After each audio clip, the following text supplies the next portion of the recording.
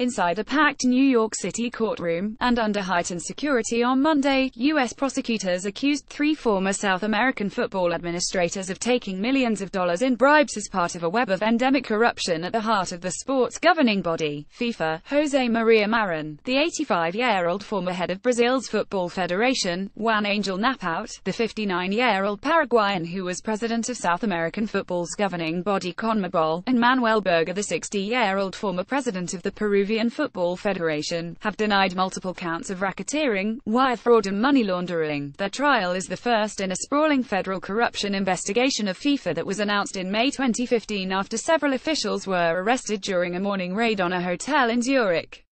Since then, over 40 officials and marketing executives have been charged by U.S. authorities, with 23 already pleading guilty. As the defendants looked on, Marin staring ahead, Berger with his head in his hand and Napout appearing to take frantic notes, where Assistant U.S. Attorney Keith Edelman pointed to each of the men and told the jury these defendants cheated the sport in order to benefit themselves. He added that they did it year after year, tournament after tournament, bribe after bribe. The trial will focus on how marketing and sponsorship rights were sold for 2 major South American tournaments, the Copa America and the Copa Libertadores, as well as the Brazilian domestic tournament Copa do Brasil.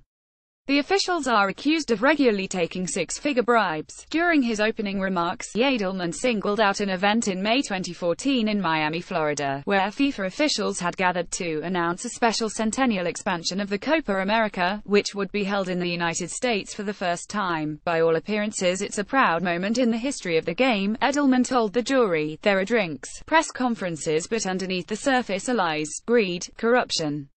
Some of these officials had other reasons to celebrate. They had agreed to receive millions of dollars in bribes regarding the tournament. Edelman said the U.S. government would present evidence, derived from witness testimony, bank records, covert recordings and other documentation that proves each of the officials had received bribes. Marin, Edelman said, had received millions into a U.S. bank account. Napout, the prosecutor alleged, had received his money in cash, sometimes over $100,000 at a time, whereas Marin, who had been the subject of a domestic corruption investigation, had told a middleman to hold onto the money until the coast was clear. In each of their openings, defense attorneys did not deny there has been corruption at FIFA, but said their clients were not part of it.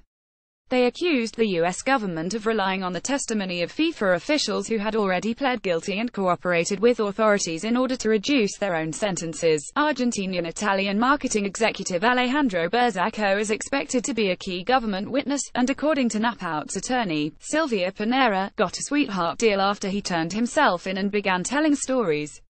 She accused the U.S. government of paying other guilty officials hundreds of thousands of dollars to remain in the country to testify and providing their families with visas to the United States. They've been here for years on our dimes, Pinera told the jury.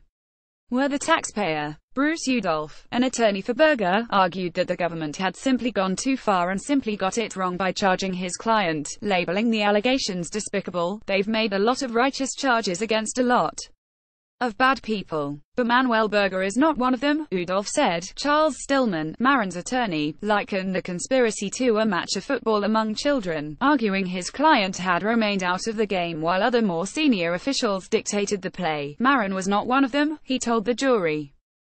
He's kind of like the youngster standing off to the side, picking up daisies. Both prosecutors and defense attorneys were at pains to explain to the court the significance of FIFA and football itself by comparing them to U.S. sports. FIFA is kind of like the NFL or Major League Baseball, but it's for soccer all around the world, Edelman told the jury. He added, here and around the world, soccer is more than just a sport. It's a passion, a way of life. The trial is expected to last up to 6 weeks.